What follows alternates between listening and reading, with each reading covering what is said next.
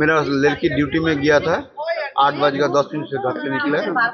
उसको ओपीडी था हॉस्पिटल में, ओपीडी करके रात डाउन देना पड़ता है। वो 5-6 बज जाता है काम करने के लिए।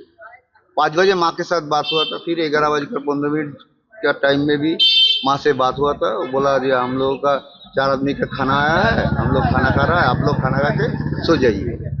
तो ऐसे ही बात होता था। सुबह में हम घर में नहीं था, हम काम में था। वो लड़की मेरा माँ को उठकर माँ को फोन किया था। माँ बार बार फोन कर रहे थे, फोन रिंग हो रहा था, लेकिन कोई उस टाइम तो मेरा लड़की गुजर ही गया है। हमको सबसे दिक्कत का प्रश्न यह है कि रात 3 बजे से सुबह 10 बजे तक किसी का जो ऑन ड्यूटी डॉक्टर है उसका किसी को जरूरत नहीं पड़ा। यही एक हमारा क्वेश्चन आ गया मन में। सीबीआई ने आरजी कौर का सुपर का अरेस्ट किया, इस बारे में क्या इस बारे में तो कुछ नहीं बोलेंगे। आज जो विचाराधीन विषय है इसके बारे में हम कुछ नहीं जानते हैं। जो कार्यवाही चल रही है कि आप उसके बारे में कुछ कहना चाहेंगे? नहीं, उसके बारे में हम क्या बोलेंगे, हम क्या जानते हैं उसके बारे में। वो लोग जो अच्छे समझते हैं वही करेंगे। और सर जो उसके बाद हमने देखा कि नेशन वाइड इंटरनेशनली इतने सारे प्रोटेस्ट हो रहे हैं हर जगह, यहाँ पर भी महिलाओं ने प्रोटेस्ट किया है, उसके बाद जो वैंडलिज्म हुआ है, क्या उसके लिए आप कुछ बोलना चाहेंगे? जो रास्ते में जितना आदमी है वो मेरा लड़का लड़की समान है।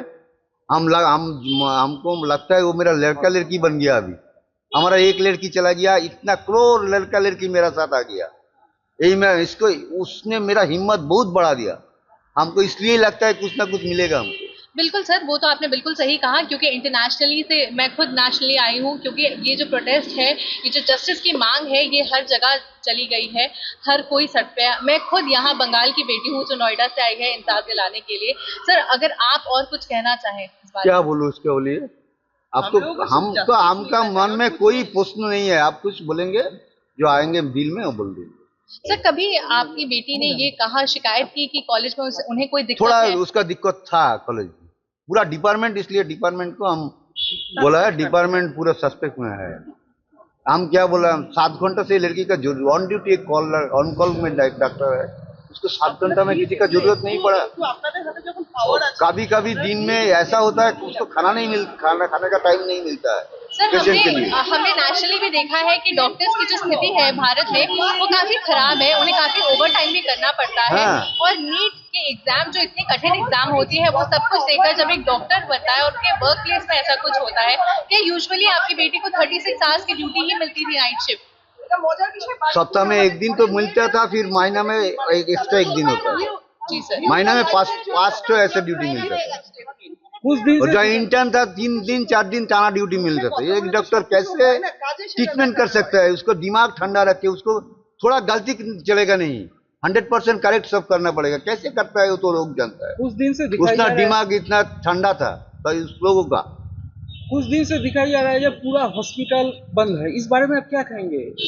वो जो लड़का लड़की ये सब कर रहा है, हम उसके साथ है। वो मूल रूप उनका कॉलीग और मेरा बेटी समान है सब। मेरा बेटी का उस आत्मा में शांति मिले, उसका भी कोई प्रोटेस्ट मिले, इसलिए कर रहा है। आरजीकर हॉस्पिटल में तो भांगचूर हुआ है, इसके बारे में कुछ हम नहीं जानता है, हम कुछ नहीं बताते। ममता बनर्जी आज भी बोला है कि मैंने 1 हफ्ता टाइम मांगा था, इससे पहले सीबीआई को दे दिया गया। इस बारे में आप क्या कहेंगे? देखिए हम लोग का लगा कि सोचे कि हमें देना चाहिए, इसलिए हमने देना है, और क्या। बस सीबीआई से और बात हुई है क्या? एक दिन बात हुआ, काला आया था। क्या बोला? वो सब बोला जो इसका विचाराधीन विषय, ये बोलना का बाहर में अच्छा नहीं है, बोलने का माना भी है। मीडिया की रिपोर्ट्स के मुताबिक उस महिला के मृत शरीर से, आंखों से, वजाइना से खून बह रहा था। उसकी छाती पर वार हुआ था, पेट पर वार हुआ था, टांगों पर वार हुआ था, दोनों हाथों के नाखून टूटे पाए गए। निश्चित रूप से जब उसका बलात्कार हो रहा था, वो महिला अत्याचार से जूझ रही थी।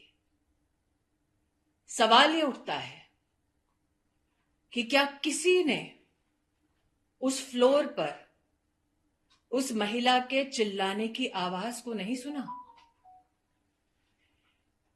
मीडिया की रिपोर्ट्स के अंतर्गत ये भी जानने में आया है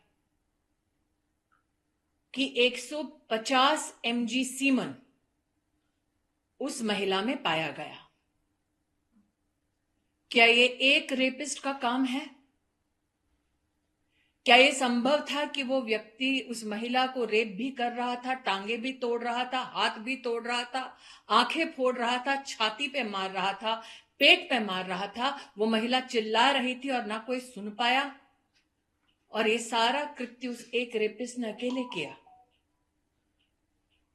वो कौन है जिसकी वजह से अस्पताल में वो रेपिस्ट आश्वस्त था कि वो रेप करने के बाद घर लौट सकता है? वो कौन है जिसने इतने जघन्य अपराध के बाद भी अस्पताल के उसी फ्लोर पर रेनोवेशन जारी रखा? क्राइम सीन कितना बड़ा है? अस्पताल में ये किसने डिसीजन लिया? वो कौन है पुलिस में जिसने इस महिला के माता पिता को फोन कर कर ये कहा कि लड़की ने आत्महत्या की है? उस ऑफिसर के खिलाफ अब तक क्या कार्रवाई हुई है? उस ऑफिसर को किसने निर्देश दिया, इंस्ट्रक्शन दिया कि वो लड़की के माता पिता को ये कहें कि सुसाइड हुआ है?